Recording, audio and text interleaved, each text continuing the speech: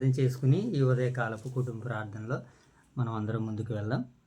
మరి ఈరోజు నూతనంగా కొరింథీయులకు రాసినటువంటి మొదటి పత్రికను మనం చదువుకొని పోతున్నాం కనుక మరి దేవుడు గత కాలమంతా మనల్ని రోమపత్రిక ద్వారా ఈ ఉదయకాల సమయంలో ముందుకు నడిపించారు. మరి నేటి నుంచి కొరింథీ పత్రిక ద్వారాగా ఆయన చిత్తాన్ని మనం పరిపూర్ణంగా తెలుసుకునేలా యేసుక్రీస్తు ప్రభుల వారి యొక్క గొప్పతనాన్ని, యేసుక్రీస్తుల వారి భూమి మీద చేసినటువంటి త్యాగాలని మనము అనునిత్యము జ్ఞాపకం తెచ్చుకునేలాగా, ఆత్మతో నింపబడేలాగా, మనమందరం దేవునిలో మరింత బలపడేటట్టుగా దేవుడు మనకి విశ్వాసమును, జ్ఞానమును, ఆత్మశక్తిని అనుగ్రహించాలని దేవుని వేడుకుంటూ మరి నేటి ఈ ఉదయకాలపు కుటుంబ ప్రార్థన మనం ప్రారంభించుకుందాం. మోషబాబు ప్రార్థన. మహాగణుడు మహోన్నత ప్రేమ గల మా కంటే కృపగల దేవా, మీ అపరమనామానికి వేలాది వందన సూత్రులు సోదరు తెచ్చుకున్నదండి. ఈ ఉదయకాల సమయంలో తండ్రి ఇదిగొని వాక్యం తినకుండా ఆ వాక్యం తిని మేము బిడ్డ పెరగాలన్న మరో ఇద్దరు 30 60 100 ఫైనల్గా చూడుతుంది. ఇట్లా రోమపత్రిక ముందు కూడా తండ్రి ఇదిగొని మొదటి కొరింథీ పత్రిక చదువుకున్నదండి. ఆ గ్రంథం తండ్రి అది నుంచి అంతవరకు మీరే దయచూపడుతండి. ఇట్లా తండ్రి మొదటి అధ్యాయం చదువుతుండగా మీ గురించి ఆ సారాంశం లోతులోకి వెళ్ళి మేము నేర్చుకునేలా చూడండి. ఇట్లా తండ్రి కలితాను ఆడలో రోగులుగా అని ముట్టిపోయి హత్తుపడుతుంది. యేసుక్రీస్తు మన వేరు భర్తండి ప్రార్థన. రోటరీగా వాక్య చదువుకున్న వాక్యం రాధించేంత వరకు నిగర నచ్చి రోటరీగా వాక్యం చదువుతుంది కదండి. సనోచిమతి రోటరీ కదండి. నిన్న కాసాన రామపతి ముగించి రోటరీ కదండి. కొరింథీ రాసిన మొదలుపడి చదువుతుంది కదండి. ఆ సందర్భాల్లో లేచి రోటరీ కదండి. ఈ రోటరీగా వాక్యం చదువుతుంది కదండి. మా మొదటి లేచి రోటరీ కదండి. వాక్యం చదువుతుంది కదండి. సంవత్సరం తొలి కానీ రోటరీ కదండి. ఓదురు అనేది ప్రార్థన ఓదురు కిసాన్ దీవించాలి. సంఘ కాపని దీవించాలి. భోసం బీరాలు రాదంటే కుటుంబాన్ని కూడా దీవించాడు. వైఎస్ఆర్ కిసాన్ దీవించాలి. సంఘ కాపని దీవించాడు. భోసం బీరాలు రాజు అని కూడా దీవించాడు. సంఘ పెద్దలు సేకులు అని కూడా దీవించాడు. వైఎస్ఆర్ కిసాన్ దీవించాడు తండ్రి. ఇంకా లేదు అనరు ఒకటి ప్రార్థన చేసుకున్నాం. మహాగణుడైన మా తండ్రి, మహోన్నతుడైన మా దేవ, పరిశుద్ధుడైన మా తండ్రి, మీ ప్రేమ కలిగిన కృప కలిగిన అపారమైన ప్రేమకు నాయన కృతజ్ఞతాస్తుతులు చెల్లించుకుంటున్నాము తండ్రి.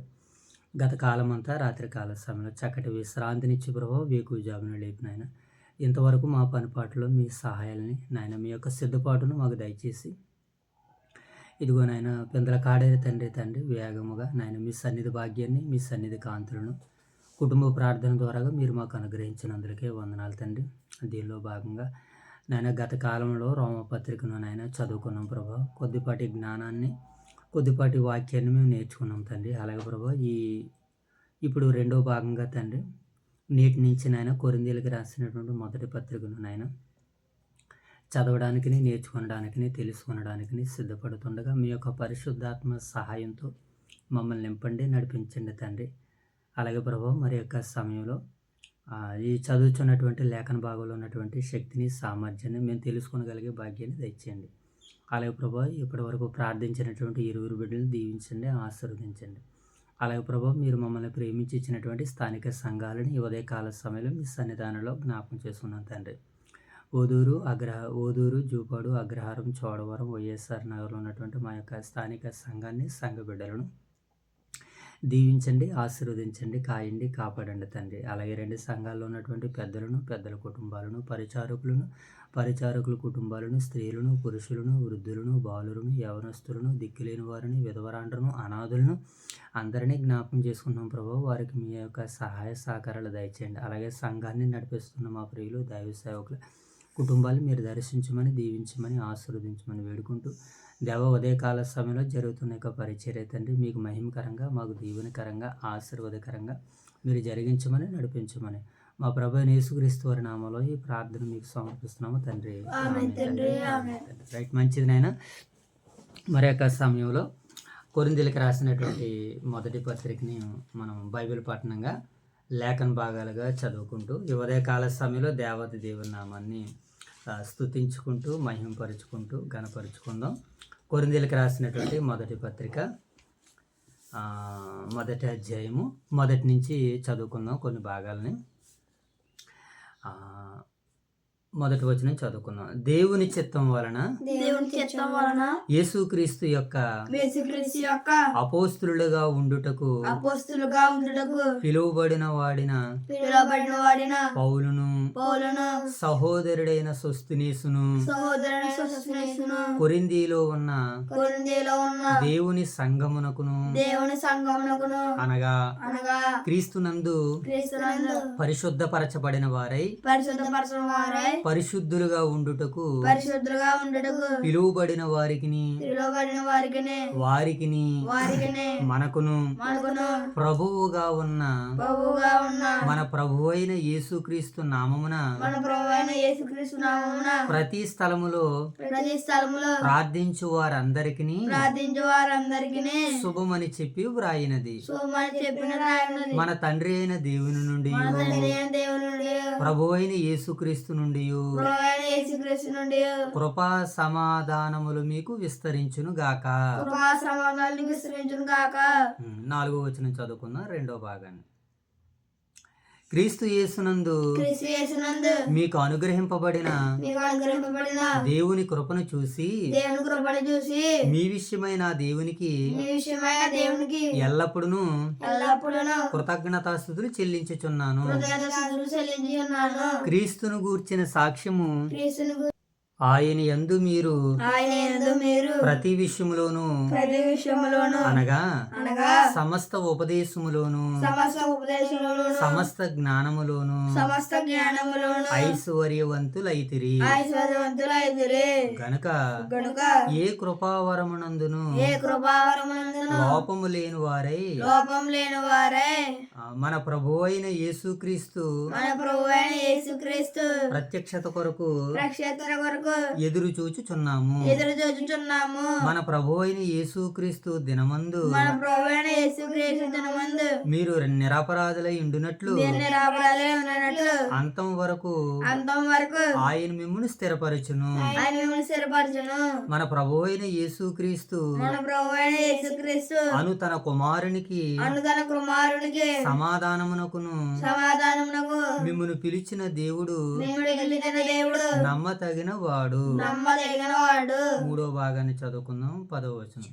సహోదరులారా మీరందరూ ఏకభావంతో మాట్లాడవలెననియు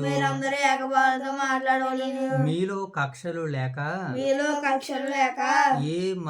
ఏక మనసుతోను ఏక తాత్పర్యముతోను మీరు సన్నద్ధులై ఉండునట్లు మన ప్రభువు అయిన యేసుక్రీస్తు పేరట మిమ్మును వేడుకొనుచున్నాను. నా సహోదరులారా మీలో కలహములు కలవని మిమ్మును గూర్చి క్లోయో ఇంటి వారి వలన నాకు తెలియవచ్చును. మీలో ఒకడు నేను పౌలు వాడును, ఒకడు నేను అపోల్లో వాడును, మరి ఒకడు నేను కేఫా వాడును, ఇంకొకడు నేను క్రీస్తు వాడినని చెప్పుకొనుచున్నారని నా తాత్పర్యము. 13వ వచనం చదువుకుందాం, 4వ భాగం. క్రీస్తు విభజింపబడి ఉన్నాడా? పౌలు మీ కొరకు సిలువ వేయబడిన పౌలు నామమున మీరు బాప్తిసం పొందితిరా? నా నామమున మీరు బాప్తిసం పొందితిరని ఎవరైనను చెప్పకుండునట్లు క్రీస్తునకు తప్ప గాయకును మరెవరికి నేను బాప్తిస్మియ్యలేదు. ఇందుకై దేవునికి కృతజ్ఞతాస్తుతులు చెల్లించుచున్నాను. స్టెఫను ఇంటి వారికి బాప్తిస్మిచ్చితిని. వీరికి తప్ప మరి ఎవరికైనాను నేను బాప్తిస్మియ్యలేదు. బాప్తిస్మిచ్చుటకు క్రీస్తు నన్ను పంపలేదు గాని క్రీస్తు యొక్క శిలువ క్రీస్తు యొక్క సిలువ వ్యర్థము కాకుండానట్లు వ్యర్థం కాకుండానట్లు నన్ను పంపెను. వాక్యాతుర్యము లేకుండా వాక్యతోరం లేకుండా సువార్త ప్రకటించుటకే సువార్త ప్రకటించుటకై ఆయన నన్ను పంపెను. ఆయనను పంపెను. సిలువను గూర్చిన వార్త సిలువను కూర్చున్న వార్త రక్షింపబడుచున్న వారికి రక్షింపబడుచున్న వారికి నశించుచున్న వారికి నశించుచున్న వారికి వెర్రితనము గాని వెర్రితనం గాని రక్షింపబడుచున్న మనకు రక్షింపబడుచున్న మనకు దేవుని శక్తి అయి ఉన్నది. దేవుని శక్తి అయి ఉన్నది. ఇంది విషయమై ఇందు విషయమై జ్ఞానుల జ్ఞానమును జ్ఞానుల జ్ఞానమును నాశనము చేతును, నాశనము చేయుదును. వివేకుల వివేకమును వివేకుల వివేకమును శూన్యపరుతును శూన్యపరచును అని వ్రాయబడి ఉన్నది. అని రాయబడి ఉన్నది. ఆ జ్ఞాని ఏమాయను, జ్ఞాని ఏమాయను, శాస్త్రి ఏమాయను, శాస్త్రి ఏమాయను, ఈ లోకపు తర్కవాది ఏమాయను, ఈ లోకపు తక్రవాది ఏమాయను, ఈ లోక జ్ఞానమును ఈ లోక జ్ఞానమును దేవుడు వెర్రితనముగా చేసి ఉన్నాడు. దేవుడు వెర్రితనముగా చేసి ఉన్నాడు. దేవుని జ్ఞానానుసారముగా దేవుని జ్ఞానానుసారముగా లోకము లోకము తన జ్ఞానము చేత తన జ్ఞానము చేత దేవునిని ఎరగకుండినందున దేవుని ఎరగకుండినందున సువార్త ప్రకటనయను సువార్త ప్రకటనను వెర్రితనము చేత వెర్రితనము చేత నమ్మువారిని రక్షించుట నమ్మువారిని రక్షించుట దేవుని దయాపూర్వక సంకల్పమాయెను. దేవుని దయాపూర్వక సంకల్పమాయెను. యూదులు సూచక్రియలు చేయమని అడుగుచున్నారు. యూదులు సూచికలు చేయమని అడుగుచున్నారు. గ్రీసు దేశస్థులు జ్ఞానాన్ని వెతుకుచున్నారు. గ్రీసు దేశస్థులు జ్ఞానాన్ని ఎదుగుచున్నారు. అయితే మేము సిలువ వేయబడిన సిలువ వేయబడిన క్రీస్తును ప్రకటించుచున్నాము. క్రీస్తును ప్రకటించుచున్నాము. ఆయన యూదులకు ఆటంకముగాను ఆయన యూదులకు ఆటంకముగాను అన్ని జనులకు వెర్రితనముగాను ఉన్నాడు. అన్ని జనులకు వెర్రితనముగా ఉన్నాడు. యూదులకేమి యూదులకేమి గ్రీసు దేశస్థులకేమి గ్రీసు దేశస్థులకేమి పిలువబడిన వారికి పిలువబడిన వారికి క్రీస్తు క్రీస్తు దేవుని శక్తియును దేవుని శక్తియును దేవుని జ్ఞానమునై ఉన్నాడు. దేవుని జ్ఞానమునై ఉన్నాడు. దేవుని వెర్రితనము దేవుని వెర్రితనము దేవుని వెర్రితనము దేవుని వెర్రితనము మనుష్య జ్ఞానము కంటే జ్ఞానము గలది. మనుష్య జ్ఞానం కంటే జ్ఞానం కలదు. దేవుని బలహీనత దేవుని బలహీనత మనుషుల బలహీనత కంటే బలమైనది. దేవుడు మనుషుల కంటే బలహీనమైనది. 26వ వచనం చదువుకుందాం. సహోదరులారా, సహోదరులారా, మిమ్మును పిలిచిన పిలుపును చూడుడి. మిమ్మల్ని పిలిచిన పిలుపును చూడుడి. మీలో లోకరీతిని మీలో రోగరీతిని జ్ఞానులైనను జ్ఞానులైనను గనులైనను గనులైనను గొప్ప వంశము వారైనను గొప్ప వంశము వారైనను అనేకులు పిలువబడలేదు గాని అనేకులు పెడవలేదు కానీ ఏ శరీరియు ఏ శరీరయు దేవుని ఎదుట దేవుని ఎదుట అతిశయింపకుండునట్లు అతిశయింపుకున్నట్లు జ్ఞానులను సిగ్గుపరచుటకు జ్ఞానులను సిగ్గుపరచుటకు లోకములో నుండి లోకములో నుండి దేవుడు దేవుడు వెర్రివారిని వెర్రివారిని బలహీనులను బలహీనను దేవుడు ఏర్పరచుకుని ఉన్నాడు. దేవుడు ఏర్పరచుకుని ఉన్నాడు. ఎన్నికైన వారిని వ్యర్థము చేయుటకు ఎన్నికైన వారిని అర్థం చేయుటకు లోకములో నీచులైన వారిని లోకంలో నీచులైన వారిని తృణీకరింపబడిన వారిని తృణీకరింపబడిన వారిని ఎన్నిక లేని వారిని ఎన్నికలైన వారిని దేవుడు ఏర్పరచుకుని ఉన్నాడు. దేవుడు ఏర్పరచుకుని ఉన్నాడు. అయితే ఆయన మూలముగా అయితే ఆయన మూలముగా మీరు యేసుక్రీస్తునందున్నారు. మీరు యేసుక్రీస్తునందు ఉన్నారు. అతిశయించువాడు అతిశయించువాడు ప్రభువునందే అతిశయింపవలెనని ప్రభువునందు అతిశయించువాడని వ్రాయబడి ఉన్నదని రాయబడి ఉన్నదని నెరవేరినట్లు నెరవేరినట్లు దేవుని మూలముగా దేవుని మూలముగా ఆయన మనకు జ్ఞానమును ఆయన మన జ్ఞానమును నీతియు నీతియు పరిశుద్ధతయు పరిశుద్ధతయు విమోచనమును ఆయను. విమోచనము ఆయను. దేవుడి యొక్క పరిశుద్ధ వాక్యాన్ని నేడు మన వినికిడిలో మరి 30దంతలుగాను 60దంతలుగాను 100ంతలుగాను ఫలింపజేయును గాక. ఆమేన్. రైట్, మంచిదినైనా మరి యొక్క ఉదయకాల సమయంలో దేవత దేవుడు మరి మనల్ని ప్రేమించి గత కాలంలో కొరింథీ పత్రిక ద్వారా గత కాలంలో రోమా పత్రికను ముగించుకుని మరి నేటి కాలంలో కొరింథీ పత్రిక ద్వారాగా దేవుడు తన ఆలోచనలు ఉద్దేశాలను మనకి తెలియజేస్తుండగా మరి చక్కనటువంటి రీతిలో ఆయన మనకి విశేషమైనటువంటి జ్ఞానాన్ని మరి చక్కటి జ్ఞానాన్ని చక్కటి తెలివిని వివేకాన్ని ఇదివరకు వినలేనటువంటి విజ్ఞాన సంగతులను మనం తెలుసుకునేలాగా దేవుడు ప్రతిరోజు మన హృదయాలను మన మనసులను తెరిచును గాక. ఆమేన్. రైట్, మంచిది నాయన. మరి యొక్క కొరింథీ పత్రిక ఈ కొరింథీ పత్రిక ఏంటి? ఈ కొరింథీ పత్రికని ఎవరు రాస్తున్నారు? ఎక్కడి నుంచి రాస్తున్నారు? ఈ కొరింథీ పత్రిక నేపథ్యం ఏంటి? దీంట్లో ఎన్ని అధ్యాయాలు ఉన్నాయి? ఎన్ని వచనాలు ఉన్నాయి? ఎవరికి రాస్తున్నాడు? ఎక్కడి నుంచి రాస్తున్నాడు? పౌలు గారు తన సువార్త ఎన్నో ప్రయాణంలో ఈ సంఘాన్ని కట్టాడు. ఇవన్నీ కొన్ని ప్రశ్నలు మనకి మోషబాబు. ఈ ప్రశ్నలు ఒక్కొక్కటి మనం ఆలోచించేద్దాం. ఈ కొరింథీ పత్రిక పౌలు గారు ఈ సంఘాన్ని ఎప్పుడు స్థాపించారు అని అంటే, పౌలు గారు తన రెండవ సువార్త దండయాత్రలో, రెండవ సువార్త ప్రయాణంలో పౌలు గారు ఈ కొరింథీ సంఘాన్ని కట్టినట్లుగా మనకు లేఖన భాగాలు సెలవిస్తున్నాయి. ఒకసారి దీన్ని మనం కాయపరుచుకోవడానికి 18వ అధ్యాయానికి వెళ్దాం ఒకసారి. అపోస్తుల కార్యాలు వెరీ గుడ్. 18వ అధ్యాయము. ఏ సంఘాన్ని ఎప్పుడు కట్టారో పౌలు గారు మనకి లిస్ట్ ఇవ్వబడింది. ఆయన రెండవ సువార్త దండయాత్రలో, మోషబాబు, ఆయన రెండవ సువార్త ప్రయాణంలో 18వ అధ్యాయం మొదటి వచనం చదువు, మనకి అక్కడ కనబడుతుంది. అటు తర్వాత పౌలు ఏథెన్స్ నుండి బయలుదేరి కొరింథీనకు వచ్చి, ఎక్కడికి వచ్చాడట ఆయన? ఏథెన్స్లో నుండి బయలుదేరి ఎక్కడికి వచ్చాడు? కొరింథీకి వచ్చాడు.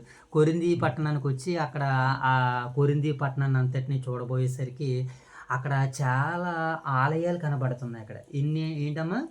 చాలా ఆలయాలు, దైవాలయాలు, దైవారాధనలు అక్కడ జరుగుతున్నాయి.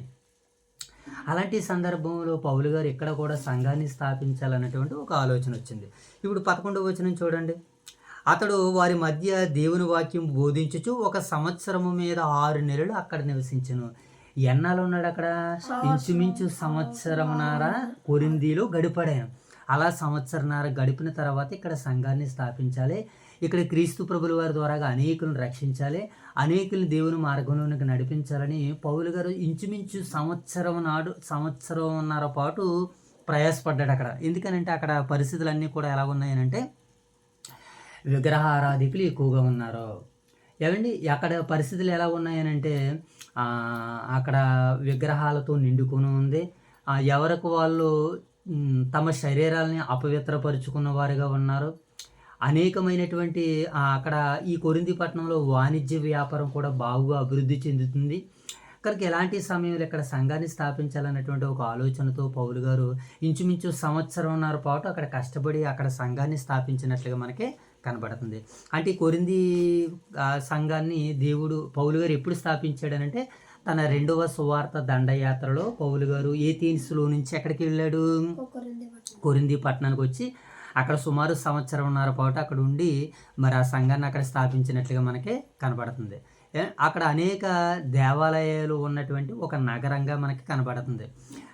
అక్కడ ఉన్నటువంటి జీవన విధానము కనబడుతుంది. ఇది ఎక్కడ ఉందనంటే గ్రీసు దేశంలో ఉందన్నమాట. ఏథెన్స్ గ్రీసు దేశంలో ఉన్నటువంటి పట్టణాలు అనమాట ఈ కొరింథీ పట్టణం కూడా.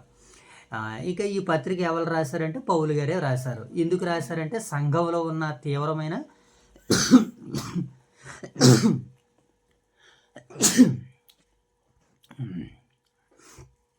ఈ సంఘంలో ఏమున్నాయనంటే తీవ్రమైనటువంటి భేదాభిప్రాయాలు, తీవ్రమైనటువంటి పరిస్థితులు ఉన్నాయి. అందుకనే పౌలు గారు పత్రిక ద్వారాగా ఆ సంఘంలో ఉన్నటువంటి వాళ్ళందరినీ హెచ్చరిస్తున్నాడు. సంఘంలో ఏమున్నాయంటే చీలికలు ఉన్నాయి. పౌలు గారు కట్టిన తర్వాత ఈ సంఘంలో కొన్ని తీవ్రమైనటువంటి సమస్యలు ఉన్నాయి. కొన్ని ఏమున్నాయి, కొన్ని వర్గాలు కూడా వచ్చేసినాయి. కొంతమంది ఏమో నేను పౌలు వాడును, కొంతమంది ఏమో అపోల్లో వాడును, కొంతమంది ఏమో పేతురు వాడినని చెప్పుకుంటున్నారన్నమాట కొరింథీ పట్టణంలో. అలాంటి వాళ్ళందరి సమస్యలను తీర్చడానికి పౌలు గారు ఈ పత్రికను రాస్తున్నాడు అనమాట. దేని కొరకు రాస్తున్నాడు పత్రిక? వారికి ఉన్నటువంటి సమస్యల్ని నిర్వర్తించడానికి, వారికి ఉన్నటువంటి సమస్యల్లో నుంచి వారు బయటపడడానికి సమస్యలను పరిష్కరిస్తూ సమస్యల్ని రాస్తున్నాడు అనమాట. ఇంకా ఏమంటున్నాడనంటే అక్కడ అపవిత్ర కార్యాలు జరుగుతున్నాయి, లైంగికంగా అవినీతి జరుగుతుంది. కనుక వారిని సరైన మార్గంలో నడిపించడానికి పౌలు గారు ఈ పత్రిక రాస్తున్నాడు. ఇక విశ్వాసులకు పడట్లేదు. ఏంటైనా మోషబాబు? విశ్వాసులకు పడట్లేదు. ఎవరికి వారు దెబ్బలాడుకోవడం, కేసులు పెట్టుకోవడము, ఇలాంటి తరుణంలో పౌలు గారు మరి వారికి ఈ పత్రిక ద్వారా ఏం చెబుతున్నాడనంటే, దేవుళ్ళు మీరు అందరూ బలపడాలి, మీరు అందరూ ఏకభావం కలిగి ఉండాలని రాస్తున్నాడు. ఇంకా వారికి కొన్ని సందిగ్ధాలు ఉన్నాయి. ఏంటంటే విగ్రహాలకు అర్పించింది తినవచ్చా తినకూడదు అనేటువంటిది ఒక ఆధ్యాత్మిక సమస్య వచ్చి పడింది. కొంతమంది తినేయాలన్నారు, కొంతమంది తినకూడదు అనుకుంటున్నారు. దాని గురించి కూడా మరి పౌలు గారు వివరణ ఇచ్చినట్లుగా మనకు కనబడుతుంది. అలాగే స్త్రీ పురుషుల మధ్య, కన్యకల మధ్య, పురుషుల మధ్య ఎలాంటి నిర్ణయాలు తీసుకోవాలో దాని గురించి కూడా, అలాగే యేసుక్రీస్తుల వారి యొక్క రెండవ రాకడ ఉందో లేదో కూడా దాని గురించినటువంటి సందిగ్ధం వరకు ఉంది. దాని గురించి కూడా మరి పౌలు గారు రాస్తున్నట్లుగా మనకు కనబడుతుంది.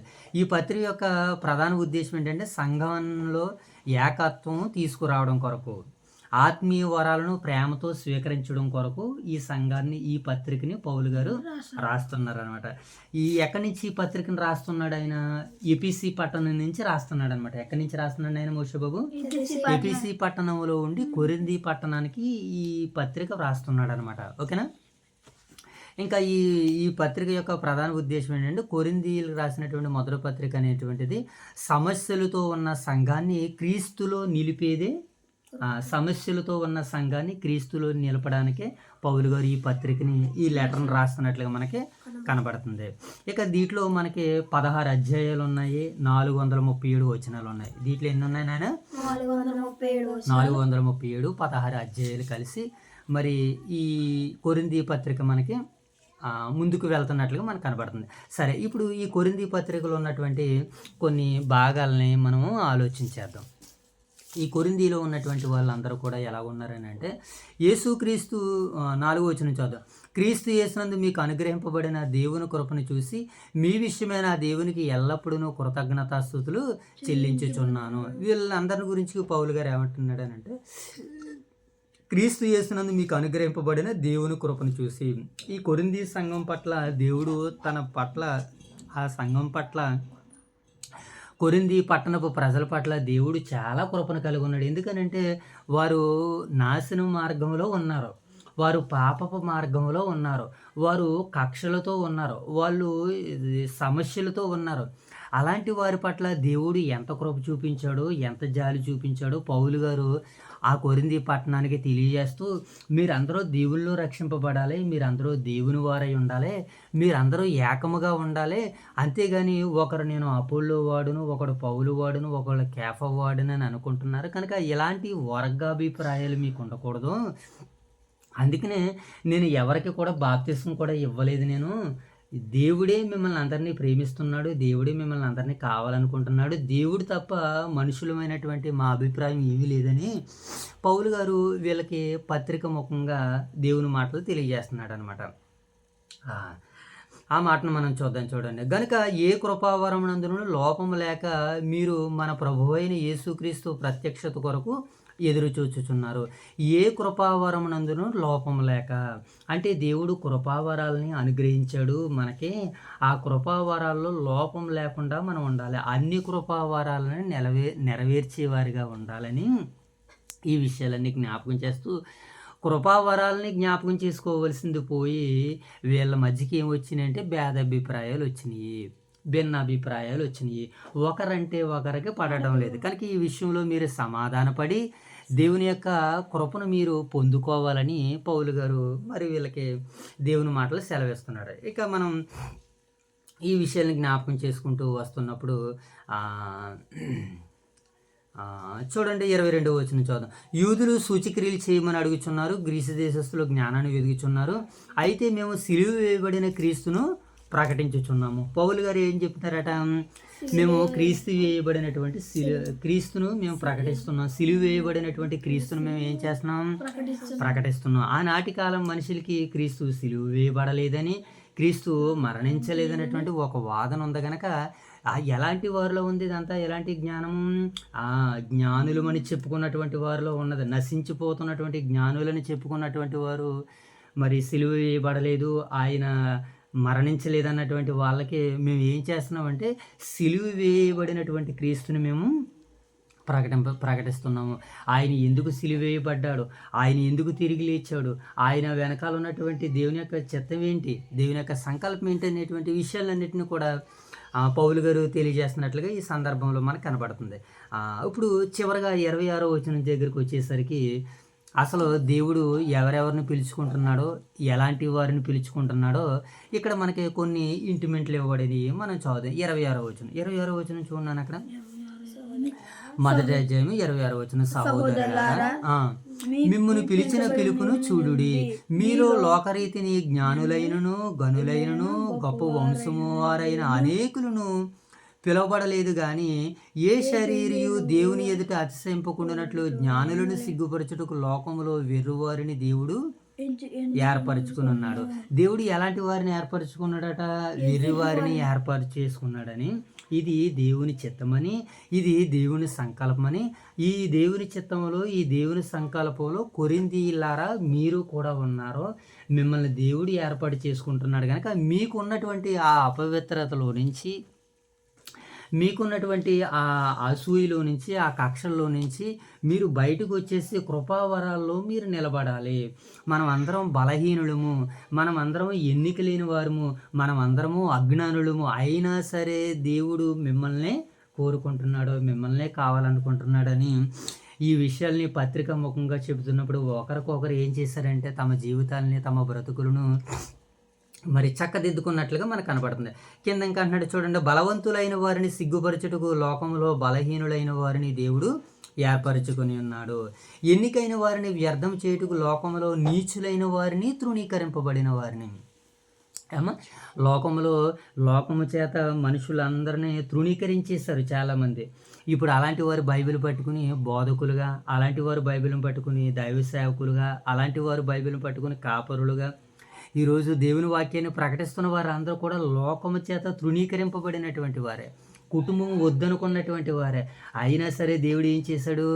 ఆయన మాటలు చేతిలా ఆయన మాటలు చెప్పే భాగ్యాన్ని ఇచ్చాడు, ఆయన మాటలో తెలియజేసేటువంటి భాగ్యాన్ని ఇచ్చాడు, వినే అవకాశాన్ని ఇచ్చాడు. కనుక ఇక్కడ పౌలు గారు ఏమన్నారంటే తృణీకరింపబడిన వారిని, ఎన్నిక లేని వారిని దేవుడు ఏర్పరచుకొని ఉన్నాడు. అంటే మన అందరికీ ఎన్నుకుందా? ఇప్పుడు మనకి సంఘంలో సరైనటువంటి జ్ఞానం ఉందా? మనం బాగా ఏమైనా డిగ్రీలు కట్టా చేస్తామా? కానీ ఈరోజు ఒక దేవుని పనివాడిగా సంఘంలో మనం చలామణి అవుతున్నామంటే మనకున్నటువంటి జ్ఞానము దానికి అవసరం లేదు, మనకున్నటువంటి పేరు కానీ పలుకుబడి కానీ ఇవేమీ అవసరం లేదు. సంఘంలో క్రీస్తుని ఆశ్రయించినటువంటి తర్వాత నమ్మకంగా బ్రతికితే మనకు వచ్చేదే జ్ఞానము, వివేకము. అందుకనే యేసుక్రీస్తుల వారిని గురించి కొలసీ పత్రికలో పక్కన మాట్లాడుతూ ఒకసారి 2వ అధ్యాయము 3-4 వచనాలు చదుదాం. ఒకసారి కొలసీలకు రాసినటువంటి పత్రిక 2వ అధ్యాయము 2వ వచనం చదుదాం. కొలసీలకు రాసినటువంటి పత్రిక 2వ అధ్యాయము 2వ వచనం. నేను ఎంతగా పోరాడుచున్నానో మీరు తెలుసుకొని కోరుచున్నాను. వారు ప్రేమ యందు అతుకుబడి సంపూర్ణ గ్రహింపు యొక్క సకలైశ్వర్యము కలిగిన వారే దేవుని మర్మమై ఉన్న క్రీస్తును స్పష్టముగా తెలుసుకున్న వారై తమ హృదయములలో ఆదరణ పొందవలనని వారందరి కొరకు పోరాడుచున్నాను. బుద్ధి జ్ఞానములు సర్వసంపదలు ఆయన యందే గుప్తములై ఉన్నవి. అంటే బుద్ధి జ్ఞానాలు ఎక్కడున్నాయి అని అంటే మనం లోకరీత్యా చదువుకుంటే వచ్చేవి కావు. అవన్నీ ఎక్కడున్నాయంటే దేవుని జ్ఞానంలో, దేవుని సంఘంలో, క్రీస్తు ప్రభువు వారి యొక్క పరిశుద్ధ సంఘంలో ఇవన్నీ ఉన్నాయని పౌలు గారు ఏం చేస్తున్నాడు? ఈ కొరింథీలో ఉన్నటువంటి సంఘానికి తెలియజేస్తున్నాడు. అలా తెలియజేస్తూ వారిని క్రీస్తులోనికి నడిపించడానికి మరి పౌలు గారు చాలా కష్టపడ్డారు. చాలా దినాలు, సంవత్సరంన్నర పాటు అక్కడ ఆయన పరిచర్య చేయవలసి వచ్చింది, సేవ చేయవలసి వచ్చింది, నిలబడి ఉండవలసి వచ్చింది.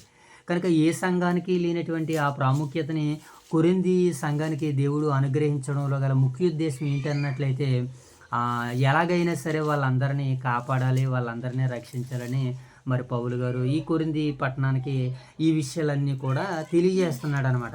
ఇంకా చివరిగా అంటున్నాడు, అతిశయించువాడు ప్రభువునందే అతిశయింపవలనని వ్రాయబడి ఉన్నది. ఏం చేయాలట? అతిశయించువాడు ప్రభువునందే అతిశయించాలి.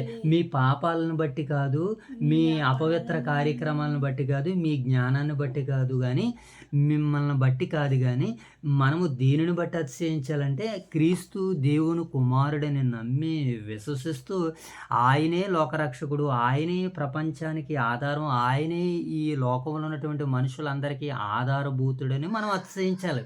అంతేకాని చాలామంది కొరింథీలో ఉన్నటువంటి వారు అతిశయిస్తున్నారు జ్ఞానాలను బట్టి. ఏమండి, వారికి ఉన్నటువంటి చక్కనటువంటి వాణిజ్య వ్యాపారాలను బట్టి అతిశయిస్తున్నారు. అలా అతిశయించొద్దు. మరి ఎలా అతిశయించాలట? ప్రభువునందు మాత్రమే మీరు అతిశయించాలని వ్రాయబడి ఉన్నది కదా. ఇర్మియా గ్రంథం ద్వారా ఇర్మియా గారు మాట్లాడారు. భూమి మీద కృప చూపుచు ఏవండి మనుషుల్ని మనుషులకి సహాయ సహకారాలు అందిస్తున్నటువంటి దేవుని బట్టే మనం అతిశయించాలని పౌలు గారు ఈ మాటలని తెలియజేస్తున్నాడు. అతిశయించేవాడు ప్రభువునందు అతిశయింపవలెనని వ్రాయబడినది నెరవేరినట్లు దేవుని మూలముగా ఆయన మనకు జ్ఞానాన్ని, నీతిని, ఏమండి పరిశుద్ధతయు, విమోచనమును ఆయన అనుగ్రహిస్తున్నాడు. ఏమేమి ఇస్తున్నాడు అక్కడ చదవము చివరి వచనం. ఇప్పుడు దాకా ఎక్కడ మాట్లాడడం 31వ వచనం చూడు. చూడు, అతిశయించువాడు ప్రభువునందే అతిశయింపవలెనని వ్రాయబడి ఉన్నది నెరవేరినట్లు దేవుడు మూలముగా మనకు ఆయన ఏమిస్తున్నాడట, మనకి జ్ఞానము, తర్వాత నీతిని, పరిశుద్ధతయు, విమోచనమును ఆయను ఇవి ఇస్తున్నాడు కదా. వీటిని బట్టి మీరు అతిశయించండి. మీ అపవిత్ర కార్యాలను బట్టి, మీ జ్ఞానాన్ని బట్టి, మిమ్మల్ని బట్టి మీరు అతిశయిస్తే దేవుడు ఇష్టపడడు, సిద్ధపడడు, దేవుడు ఇష్టపడడు, అంగీకరించడని వీళ్ళందరికీ తెలియజేస్తూ మరి ఎన్నో వ్యయ ప్రయాసాలతో పౌలు గారు ఈ సంఘాన్ని స్థాపించాడు, ఈ సంఘాన్ని కట్టాడు. వారికి వచ్చినటువంటి సమస్యలన్నింటినీ ఒక్కొక్కటి పరిష్కరిస్తూ క్రీస్తులో వారిని సంపూర్ణులుగా, జ్ఞానవంతులుగా నిలబెట్టే సందేశమే కొరింథీయులకు రాసినటువంటి పత్రికలో ఉన్నటువంటి సారాంశము, సందేశము. దేవుడి కొద్దిపాటి వాక్యాన్ని నేడు మన వెనుకడిలో ఫలింపజేయను గాక. ఆమేన్. మోషేబాబు ప్రార్థన.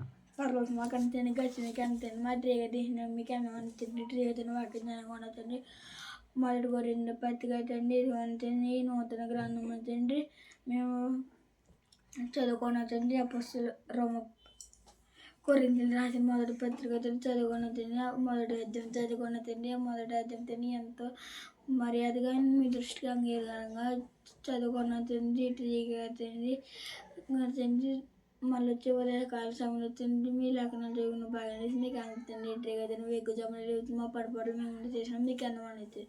మీరు ప్రేమించిన మా సంఘాలని దీవించి ఖచ్చితంగా ఉండబోయేసారు. నగరం ఓదూరు 2 సంఘాలని దీవించండి. 2 సంఘాలకి